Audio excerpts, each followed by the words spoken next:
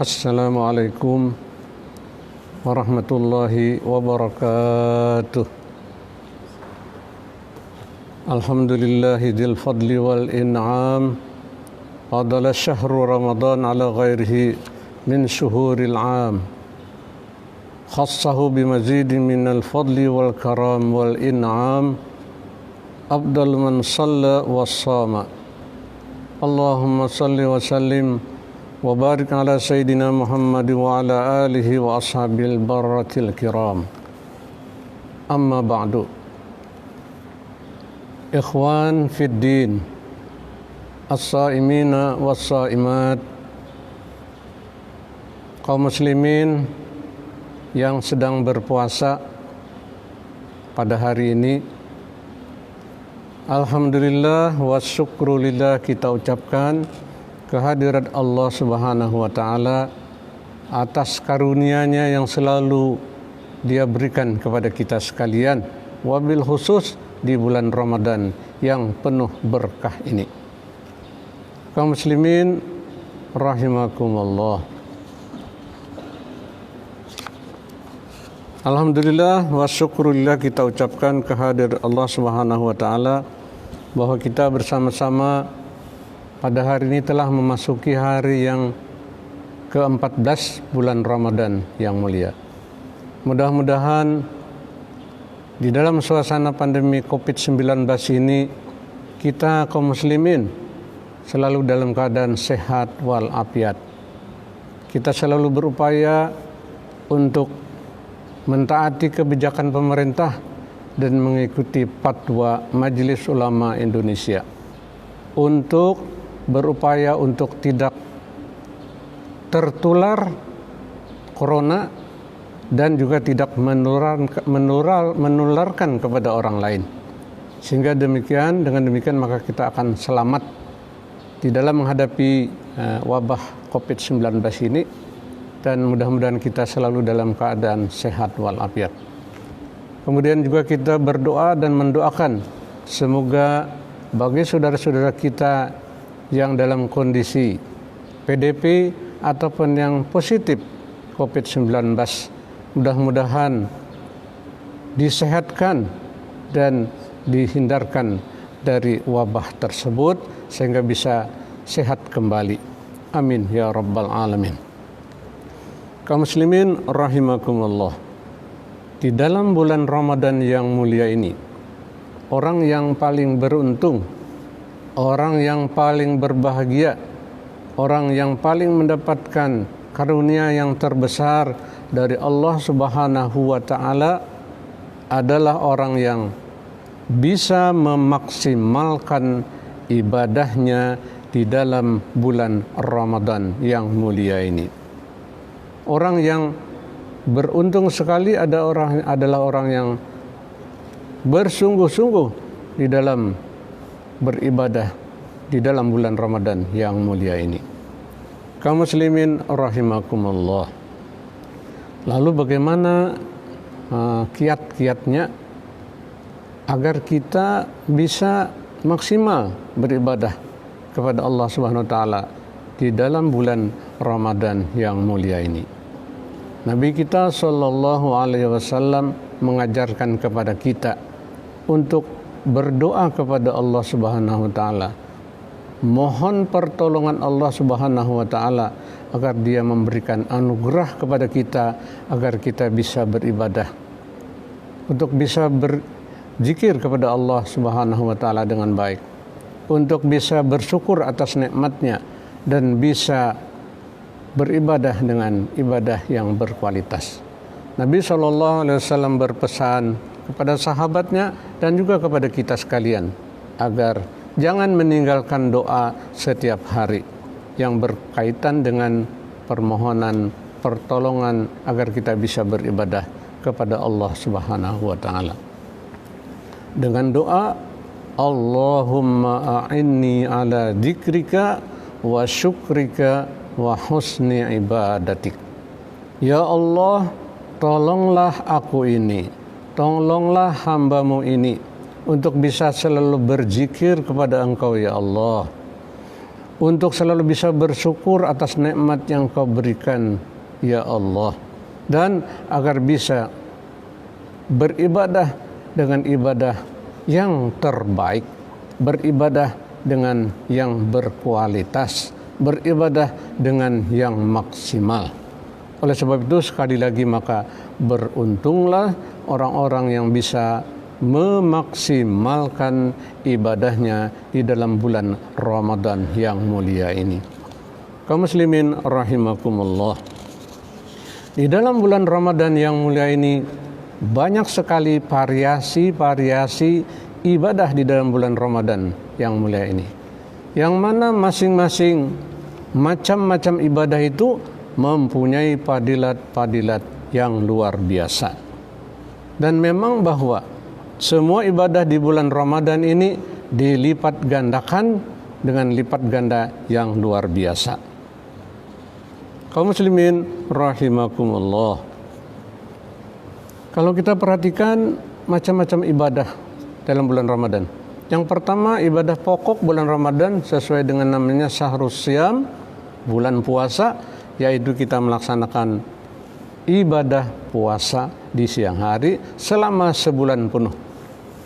Sebulan itu bisa 29 hari atau 30 hari. Kaum muslimin rahimakumullah. Ibadah puasa sebagaimana sabda Nabi SAW, man shama ramadhana imanan wa ihtisaban ghufira lahu ma taqaddama min dzambih. Barang siapa yang berpuasa dengan penuh perhitungan dan mengharap ridha Allah Subhanahu wa taala, imanan dengan penuh keimanan kepada Allah Subhanahu wa taala dan mengharap ridha Allah Subhanahu wa taala, mengikuti aturan-aturan puasa, maka akan diampuni dosa-dosanya yang terdahulu. Kaum muslimin rahimakumullah. Kalau Allah Subhanahu wa taala mengampuni dosa-dosa kita, maka segala urusan kita akan mudah. Kita akan mudah beribadah kepada Allah Subhanahu wa taala karena beban-beban yang menghimpit batin kita tidak ada yang menghalangi untuk kita beribadah kepada Allah Subhanahu wa taala. Kemudian tentu banyak sekali fadilat-fadilat daripada ibadah puasa tersebut. Di antaranya ada yang cukup menarik untuk kita amati, sebagaimana sabda Nabi SAW, lis-shaimi farhatani. Bagi orang yang berpuasa, bagi orang yang melaksanakan ibadah puasa, mendapat dua kegembiraan. Farhatun inda iftarihi, yang pertama gembira pada saat dia ingin berbuka puasa. Memang kita bisa merasakan betapa berbahagianya kita bisa melaksanakan ibadah puasa satu hari dan menjelang berbuka kita pun merasa bergembira disertai dengan berdoa dan memohon kepada Allah Subhanahu wa taala surganya dan keridaan Allah Subhanahu wa taala. Kemudian yang kedua kegembiraan kita adalah wa farhatun inda liqa'i rabbih. Wa farhatun inda liqa'i rabbih. Dan satu kegembiraan yang luar biasa adalah pada saat ketika kita akan berjumpa, bertemu dengan Tuhan kita, Allah Subhanahu wa taala. Mungkin kini kita garis bawahi berjumpa, bertemu dengan Allah Subhanahu wa taala tentunya nanti di akhirat, tentunya nanti di surga. Nah, ini menggambarkan bahwa orang yang berpuasa itu akan masuk ke dalam surganya Allah Subhanahu wa taala. Bisa juga dikatakan kalau kita ingin masuk surga, berpuasa. Tentu dengan ibadah-ibadah wajib yang lain. Nah, ibadah puasa bisa menyebabkan kita masuk ke dalam surganya Allah Subhanahu wa taala. Bahkan ada satu pintu khusus bagi orang-orang yang berpuasa, yaitu Ar-Rayyan, yang disediakan bagi orang-orang yang berpuasa. Yang sangat menarik adalah bahwa kita akan bertemu Allah Subhanahu wa taala dan akan menerima balasannya langsung dari Allah Subhanahu wa taala. As-saumu li wa ana ajzi bihi. Puasa itu untukku, kata Allah Subhanahu wa taala. Pengabdiannya untukku, maka akulah yang langsung akan memberikan balasan ibadah puasa tersebut. Kaum muslimin rahimakumullah, betapa menariknya ibadah puasa untuk kita cermati dan kita laksanakan dengan sebaik-baiknya. Untuk mendapatkan fadilat-fadilat puasa yang dimaksud tersebut, kaum muslimin tentunya kita melaksanakan ibadah puasa dengan yang berkualitas, ya. Minimal adalah tingkatan khawas, yaitu melaksanakan ibadah puasa dengan menjaga panca indera, menjaga hal-hal yang tidak diridai Allah Subhanahu wa taala. Atau mungkin bisa kita tingkatkan menjadi puasa khawasul khawas, yaitu ditambah dengan menjaga hatinya selalu ingat kepada Allah Subhanahu wa taala. Ini bisa dilakukan, bisa kita usahakan untuk meraih tingkatan puasa yang maksimal, yaitu dengan meningkatkan ingat kita kepada Allah di saat kita sedang berpuasa, di saat kita sedang beribadah-ibadah yang lainnya, di saat kita berpuasa seperti sholat 5 waktu dan tadarus Al-Quran. Kita sertakan hati kita ingat kepada Allah Subhanahu wa taala. Di dalam Al-Quran Allah menyuruh kepada kita, wazkur rabbaka fi nafsika tadarru'aw wa khifah wa dunal jahri bil qaul bil ghuduwi wal asal wala takum minal ghafilin. Sebutlah nama Tuhanmu di dalam hatimu. Ingatlah nama Tuhanmu di dalam hatimu. Itu pada saat kita beribadah, ingat kepada Allah Subhanahu wa taala. Maka apabila ibadah-ibadah yang kita lakukan disertai dengan ingat kepada Allah Subhanahu wa taala, maka nilai ibadahnya dilipat gandakan lebih daripada 70 kali lipat ganda. Wabil khusus di bulan Ramadan kelipatannya bisa sampai mencapai 700 kali lipat ganda. Upaya-upaya untuk bisa ingat kepada Allah Subhanahu wa taala ini perlu diusahakan, perlu dipelajari, perlu diketahui. Inilah yang namanya zikir khafi, ya, zikir yang tersembunyi di dalam hati kita. Kaum muslimin rahimakumullah. Kemudian ibadah selanjutnya di dalam bulan Ramadan adalah kita melaksanakan ibadah salat tarawih. Fadilat salat tarawihnya apa? Salat tarawih itu man qama ramadhana imanan wahtisaban ghufira lahu ma taqaddama min dzambih. Barang siapa melaksanakan qiyamul lail, ibadah salat di malam-malam bulan Ramadan dengan penuh keimanan dan penuh mengharapan kepada Allah Subhanahu wa taala, maka akan diampuni dosa-dosanya.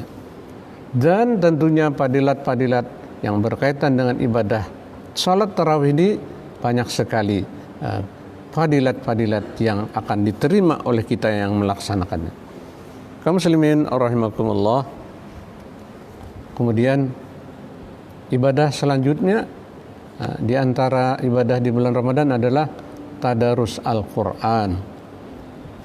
Kita sebagai umat Nabi Muhammad SAW yang ingin meraih keutamaan dan fadilat-fadilat dalam bulan Ramadan, tentunya menjadwalkan agar kita bisa melaksanakan tadarus Al-Quran di hari-hari bulan Ramadan, di siang hari maupun di malam hari. Karena fadilat membaca Al-Quran di malam-malam bulan Ramadan, di hari-hari Ramadan ini luar biasa. Kalau kita malas, kita mengaji malas, ini umpamanya rasanya kulir mengaji, ingatkan fadilatnya, maka akan bergairah kembali kita ingin membaca Al-Quran, Al-Quranul Karim tersebut. Di antara fadilat daripada membaca Al-Quran tersebut, bahwa apabila kita membaca Al-Quran satu halaman Al-Quran kita baca, maka kita akan memperoleh 5,000 minal khair, akan memperoleh 5.000 kebajikan. Kalau kita bisa membaca 1 juz Al-Quran, maka kita akan memperoleh 100.000 kebajikan. 100.000 kebajikan. Apabila kita bisa khatam Al-Quran, maka kita akan memperoleh 3 juta kebajikan. Nah, kalau kita melihat fadilat ini, maka tentunya kita akan bersemangat lagi, bergairah, dan motivasi kita tinggi. Karena pada saat kita tadarus Al-Quran, kita sama dengan berbicara dengan Allah Subhanahu wa taala, berhadapan dengan Allah Subhanahu wa taala. Tentunya kita harus menyisihkan waktu untuk membaca ayat-ayat Al-Quranul Karim. Jangan sampai dikalahkan kita membaca medsos atau WA atau Facebook itu berlama-lama, tetapi membaca Al-Quran malas. Nah, itu tentunya kita harus kondisikan, kita jadwalkan agar kita memperoleh keutamaan di dalam bulan Ramadan yang mulia ini. Sebagaimana judul kuliah kita pada hari ini adalah Fadilat Bulan Ramadan. Kaum muslimin rahimakumullah. Selanjutnya variasi ibadah yang lain adalah Qiyamul Lail. Nah, Qiyamul Lail selain salat yang wajib, yaitu kita disunahkan untuk melaksanakan salat tarawih, salat witir, dan salat tahajud. Serta salat-salat sunat yang lain, ya salat taubat, salat hajat, ya. Itu kita upayakan salat di malam-malam hari. Walaupun suasana pandemi COVID-19 ini yang bisa mempengaruhi semangat kita melaksanakan ibadah tarawih, karena tidak ada jamaah salat tarawih, maka itu juga bisa mempengaruhi kepada hati kita. Kalau di rumah mungkin motivasinya kurang tinggi sehingga bisa malas melaksanakan salat tarawih. Namun ingatlah fadilatnya luar biasa. Hendaklah kita jangan sampai ketinggalan setiap malam melaksanakan salat tarawih. Mungkin salat tarawih kita tidak mampu 20 plus 3 witir, ya kita laksanakan yang 8 plus 3. Yang penting kita melaksanakan salat Qiyamul Lail, diantaranya adalah salat tarawih. Kaum muslimin rahimakumullah. Selanjutnya, di saat kita melaksanakan salat tahajud di malam hari, di waktu sahur, ya. Waktu sahur itu adalah setengah jam sebelum imsak. Nah, itu yang afdalnya, yang bagusnya. Jangan juga yang pas-pasan, 2 menit lagi imsak baru sahur. Nah, ini tentu kelabakan, ya. Tidak sempat mencukupkan rukun-rukun makan sahurnya. Nah, rukun makan sahur itu kan ada makan utama, terus ada makan buah kurma, ya. Kurma itu termasuk yang perlu kita nikmati setiap makan sahur, karena dia mempunyai syarat yang tinggi dan juga mempunyai khasiat di dalam tubuh kita. Nah, di saat salat tahajud di waktu sahur itu, yang hendaklah kita laksanakan adalah beristighfar kepada Allah Subhanahu wa taala. Minimal kita membaca istighfar 100 kali sehabis salat tahajud, sesudahnya kita baru berdoa kepada Allah Subhanahu wa taala. Beristighfar di waktu sahur setelah salat tahajud adalah zikir yang dahsyat sekali, yang tentu fadilatnya luar biasa yang diberikan oleh Allah Subhanahu wa taala. Insyaallah kita siap untuk melaksanakan salat tahajud di waktu sahur dan beristighfar kepada Allah Subhanahu wa taala. Kaum muslimin rahimakumullah. Kemudian berupaya juga kita tadabbur Al-Qur'an.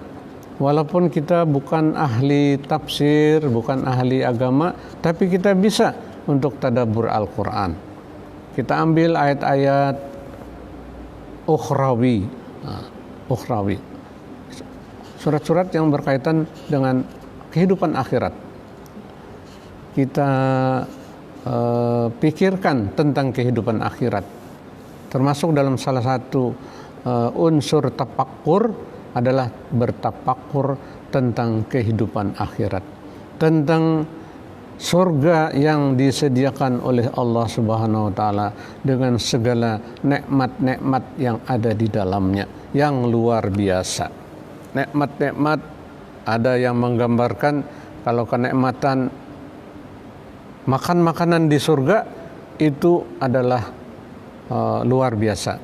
Berbeda dengan makan makanan di dunia ini. Kalau kita makan makanan di dunia ini kenikmatannya rendah, ya. Nikmat yang rendah dibanding dengan kenikmatan di akhirat. Sebagai ilustrasi, kalau kita makan makanan di dunia ini, kita makan bakso umpamanya, atau mungkin sup buntut atau sup kambing. Nah, kita menikmatinya itu selama kita sewaktu memakan. Begitu selesai kita makan, maka nikmatnya juga tidak ada lagi, sudah hilang nikmat daripada makanan tersebut. Berbeda makanan yang di surga. Kalau kita makanan di surga, menurut riwayat bahwa kalau kita memakan makanan di surga, maka nikmatnya itu tidak hilang. Walaupun kita sudah selesai memakan makanan itu, kita mungkin berjam-jam nikmatnya masih terasa, walaupun sudah selesai memakan buah-buahan umpamanya. Nikmatnya terasa sampai sesudah menikmati makanan itu masih terasa nikmat makanan surga tersebut. Nah, ini termasuk kita banyak ayat-ayat yang menjelaskan tentang kehidupan akhirat, informasi akhirat yang ini merupakan motivasi untuk kita selalu taat dan beribadah kepada Allah Subhanahu wa taala. Dan juga perlu juga kita tadabbur Al-Qur'an tentang penciptaan alam semesta yang luar biasa. Penciptaan manusia yang luar biasa. Dia ciptakan manusia dengan fasilitas organ-organ tubuh yang ada di dalamnya yang serba otomatik, ya, karena otomatik organ tubuh kita ini seperti jantung, paru-paru, ginjal, pankreas, lambung kita. Semuanya itu adalah mesin-mesin yang otomatis yang diciptakan oleh Allah Subhanahu wa taala. Subhanallah, Maha suci Allah yang menciptakan ini. Kita bermiliar-miliar manusia dan di situ ada mesin-mesin kehidupan di dalam tubuh manusia. Jantung kita itu adalah di bawah kendali Allah Subhanahu wa taala. Kita tidak bisa mengatur jantung kita ini. Seandainya Allah berlepas dari pengaturan jantung kita ini, maka tentu kita tidak akan bisa, tidak mampu. Ujar Allah Subhanahu wa taala, ayo ikam atur sendiri detak jantungnya, hidupkan sendiri jantungmu. Tentu kita tidak bisa menyetel-nyetel. Tidak ada sini kenop-kenopnya, tidak ada. Tetapi itu semua adalah di bawah kendali Allah Subhanahu wa taala, mendetakkan jantung kita. Demikian paru-paru kita juga bisa menghirup udara oksigen yang disiapkan oleh Allah Subhanahu wa taala. Subhanallah, Maha suci Allah yang menciptakan alam semesta, makhluknya ini termasuk kita, termasuk adalah makhluk yang sangat ajaib. Subhanallah, menciptakan manusia. Itu termasuk yang perlu kita upayakan tadabbur, berpikir, merenung tentang ciptaan Allah Subhanahu wa taala. Yang mana nilai-nilai tafakkur, tadabbur itu adalah luar biasa fadilatnya. Ada satu menyebutkan at-tafakkuru sa'atan khairum min ibadati sanah. Berpikir sejenak itu lebih baik daripada beribadah sunat selama 1 tahun. Ada juga disebutkan at-tafakkuru sa'atan khairum min ibadati sittina sanah. Orang yang bertafakur sejenak memikirkan Allah Subhanahu wa taala, memikirkan ciptaan Allah Subhanahu wa taala, maka nilainya lebih baik daripada beribadah 60 tahun. Nah, ini variasi ibadah yang mungkin perlu kita jadwalkan walaupun dengan kemampuan yang terbatas bagi kita. Kaum muslimin rahimakumullah. Kemudian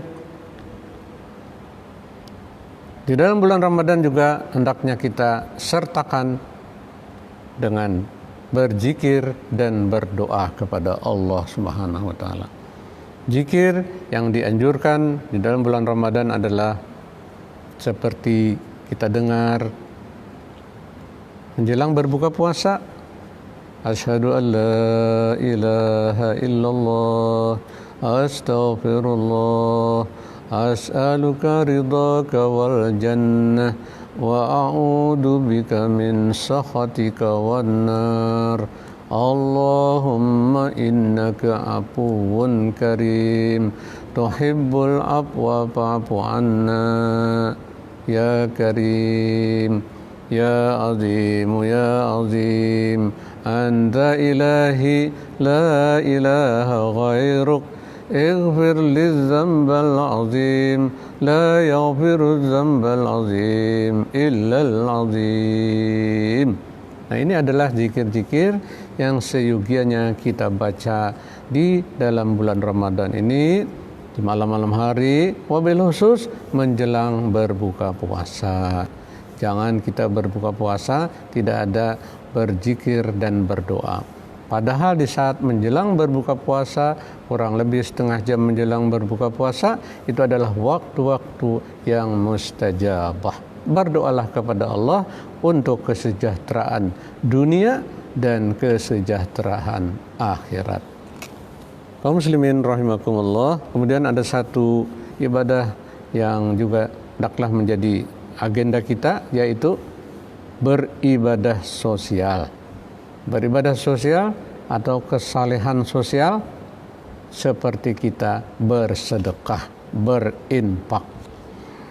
Salurkanlah infak yang biasanya kita membukakan orang berbuka puasa untuk membantu saudara-saudara kita yang tertimpa musibah COVID-19 atau dampak daripada COVID-19. Nah, dampaknya sangat luas sekali, melebar sekali kepada sektor perekonomian.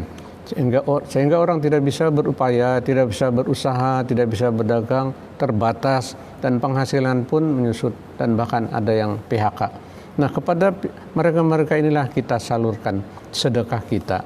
Di tetangga kita jangan sampai ada yang kelaparan atau mungkin tidak ada yang punya beras. Kita perhatikan tetangga kita dan kita bantu. Itulah ibadah sosial yang mempunyai nilai yang luar biasa di dalam bulan Ramadan yang mulia ini. Kaum muslimin as-saimin was-saimat rahimakumullah. Kesimpulan daripada pengajian online Masjid Raya Darussalam ini, kita selalu berupaya dan memohon kepada Allah Subhanahu wa taala agar kita bisa beribadah semaksimal mungkin, sebaik mungkin di dalam bulan Ramadan. Dari macam-macam variasi ibadah tadi, hendaklah kita ikut terlibat untuk melaksanakan ibadah-ibadah tersebut. Dengan demikian, maka kita akan memperoleh fadilat, keutamaan, dan anugerah bulan Ramadan yang disediakan oleh Allah Subhanahu wa taala bagi kita umatnya, bagi kita kaum muslimin dan muslimat. Kaum muslimin rahimakumullah, demikianlah pengajian rutin, pengajian online kita pada siang hari ini. Terima kasih dan mohon maaf. Wabillahi taufiq wal hidayah wal afu minkum.